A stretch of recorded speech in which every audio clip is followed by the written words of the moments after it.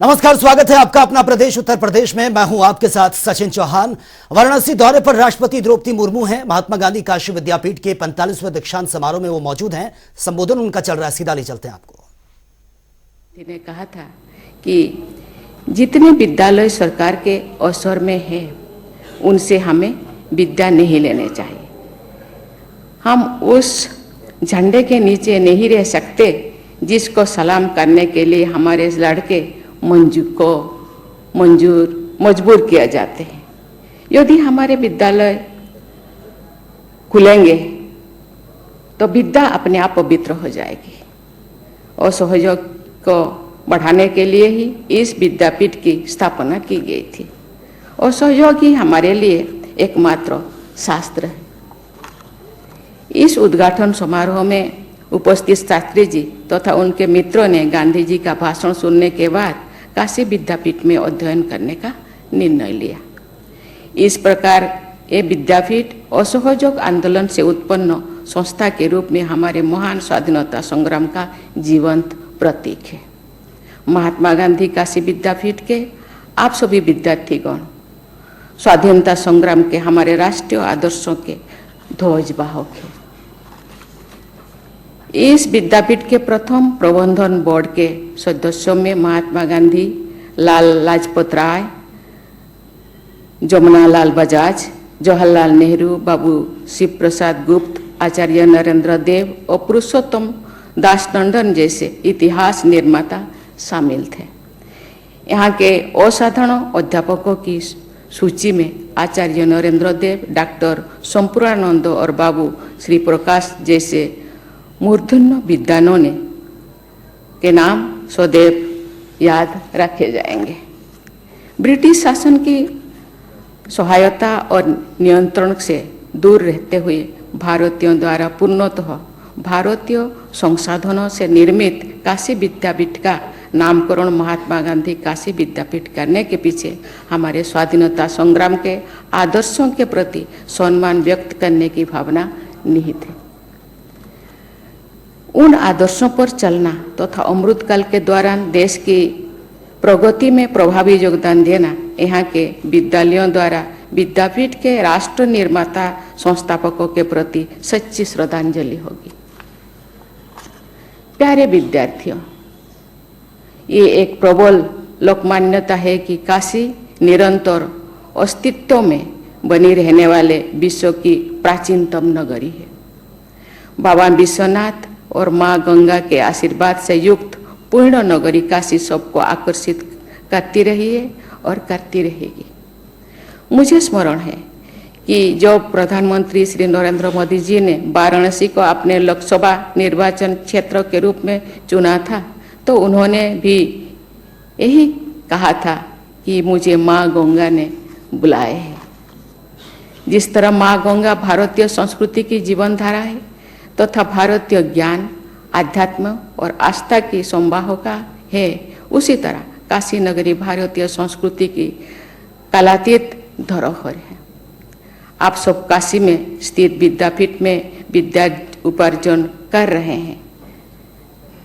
ये आप सबका परम सौभाग्य है और इसके लिए मैं आप सबको विशेष बधाई देती हूँ। ये विद्यानगरी प्राचीन काल से ही भारतीय ज्ञान परंपरा का केंद्र रही है और वर्तमान काल में भी यहाँ के संस्थान आधुनिक ज्ञान विज्ञान के संवर्धन में अपना योगदान कर रहे हैं। देवियों और स्वजनों, लगभग 1300 वर्ष पहले जगत गुरु आदि शंकराचार्य जी के अद्वैत दर्शन को व्यापक लोक संस्कृति तथा तभी प्राप्त हुई जब काशी में आकर उन्होंने यहाँ के विद्वानों के साथ शास्त्रार्थ करते अद्वैत दर्शन की प्रामाणिकता की सिद्धि किया। आज से लगभग 250 साल पहले यहाँ काशी विद्वत परिषद की स्थापना की गई थी। ये परिषद निरंतर सक्रिय रही है। संस्कृत भाषा में रचित किसी भी शास्त्र के विषय में इस परिषद का निर्णय सर्वमान्य होता है। ऐसे सामाजिक ज्ञान केंद्र की परंपरा के अनुरूप इस विद्यापीठ के आचार्य और विद्यार्थियों को भी अपने संस्थान के गौरव को निरंतर समृद्धि करना रहना चाहिए। हमारी तो चलिए आगे बढ़ते हैं। देश के 12 राज्यों के साथ साथ यूपी के 50 जिलों में पल्स पोलियो अभियान शुरू कर दिया गया है। इस दौरान उप मुख्यमंत्री ब्रजेश पाठक ने एम्स गोरखपुर के टीकाकरण केंद्र से पोलियो अभियान की शुरुआत की है। उन्होंने 5 माह की बच्ची को ड्रॉप पिलाकर इस अभियान की शुरुआत की है। साथ ही उन्होंने प्रदेशवासियों से भी यह आह्वान किया है कि लोग आगे आकर अपने बच्चों को पोलियो की यह खुराक पिलाएं और इस बीमारी से बचाएं। उत्तर प्रदेश में पूरे देश में आज पल्स पोलियो अभियान का प्रारंभ किया जा रहा है। गोरखपुर जनपद में हम 8,80,000 घरों में जाएंगे, घर घर दस्तक देकर के अपने जो बच्चे हैं उनको हम पोलियो की 2 बूंद उनके मुंह में पिला करके इस अभियान को पूरा करेंगे। और हमारी जिम्मेदारी है कि उत्तर प्रदेश से हम पूरी तरह से पोलियो को समाप्त करें। इस दिशा में भारत सरकार लगातार तेजी के साथ काम कर रही है और उत्तर प्रदेश सरकार केंद्र सरकार के साथ कदम से कदम मिलाकर, कंधे से कंधा मिलाकर काम कर रही है। आज मैं कह सकता हूं कि आज गोरखपुर जनपद में पूरा अगर हम विवरण आपके सामने रखें तो 2000 ऐसे पल्स पोलियो बूथ बनाए गए हैं। इसके अलावा 6,50,000 बच्चों को पिलाने का लक्ष्य रखा गया अनुमानित। और वही ज्ञानवापी मामले में जिला जज की अदालत में एएसआई आज सर्वे की रिपोर्ट दाखिल कर सकती है। पिछली तारीख पर कोर्ट ने रिपोर्ट दाखिल करने के लिए टीम को 10 दिन की मोहलत दी थी, जो आज पूरी हो चुकी है। यह रिपोर्ट आप देखिए।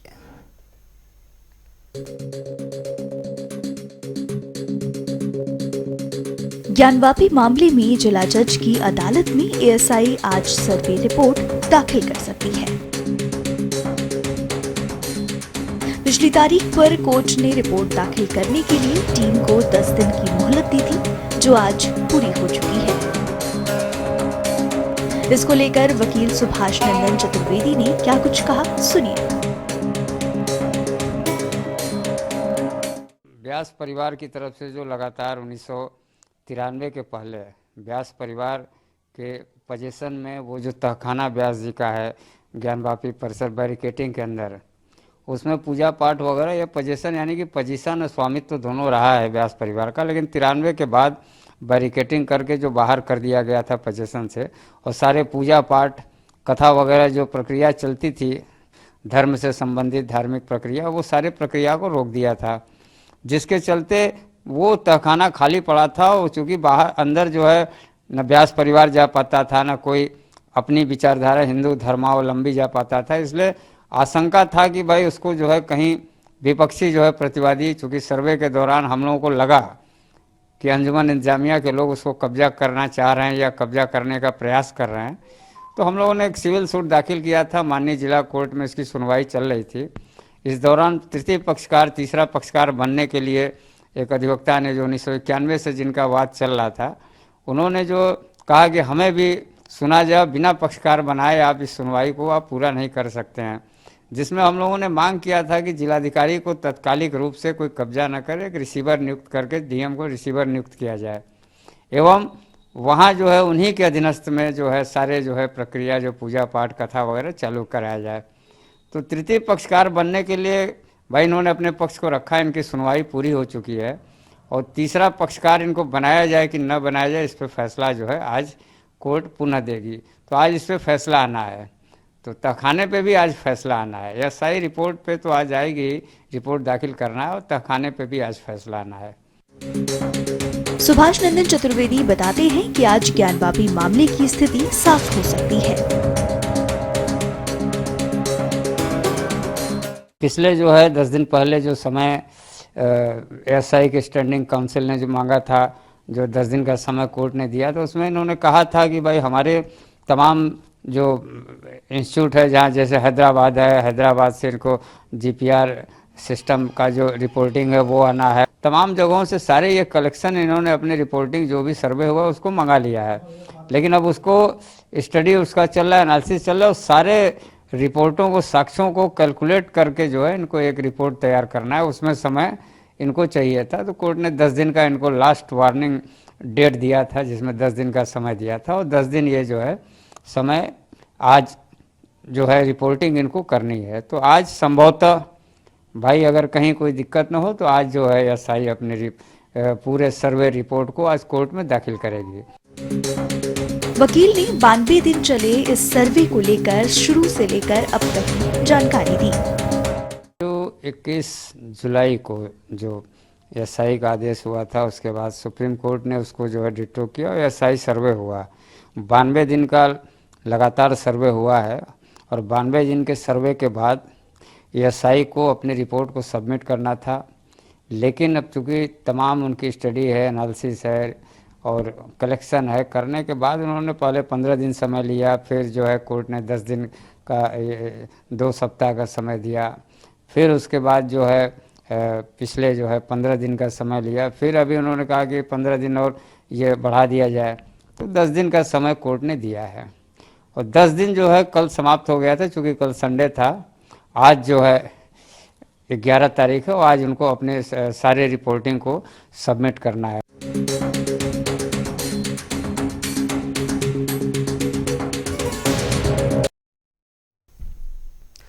त्रिवेणी संगम की खूबसूरती को अपनी आंखों में कैद करने के लिए हर कोई प्रयागराज पहुंचता है, लेकिन सर्दी के मौसम में साइबेरिया से उड़कर आने वाले ये साइबेरियन पक्षी संगम की खूबसूरती में 4 चांद लगाने का काम करते हैं। ये रिपोर्ट आप देखिए। त्रिवेणी संगम की खूबसूरती को अपनी आंखों में कैद करने के लिए तो हर कोई प्रयागराज पहुंचता है, लेकिन सर्दी के मौसम में साइबेरिया से उड़कर आने वाले ये साइबेरियन पक्षी संगम की खूबसूरती में 4 चांद लगा देते हैं। संगम नगरी में उगते सूरज और कलकल बहती त्रिवेणी की ये खूबसूरत तस्वीरें मानो जमीन पर जन्नत का नजारा पेश कर रही है। वहीं त्रिवेणी में उतरे कुछ नाविक किनारे की ओर आते दिख रहे हैं, तो कुछ आगे बढ़ते, और इस दौरान साइबेरियन पक्षियों की चहलकदमियां देखने लायक है। गौरतलब है कि जनवरी के महीने से संगम नगरी में माघ मेले की शुरुआत हो जाती है। इससे पहले ही संगम तट पर 7 समंदर पार से आए पक्षियों का भी मेला लगना शुरू हो जाता है और इसी के साथ ही उन्हें देखने वाले लोगों की भीड़ भी।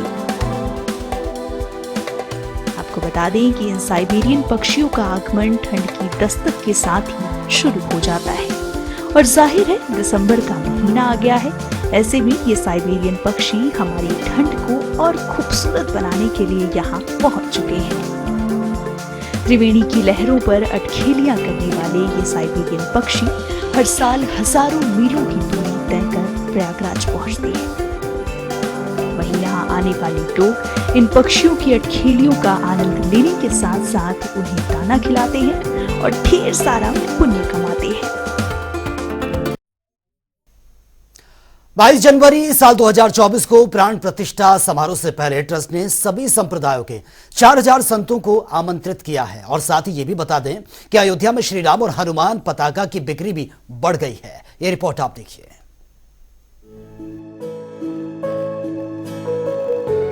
22 जनवरी 2024 को प्राण प्रतिष्ठा समारोह से पहले उत्तर प्रदेश के अयोध्या में श्री राम और हनुमान ध्वज की बिक्री बढ़ गई है।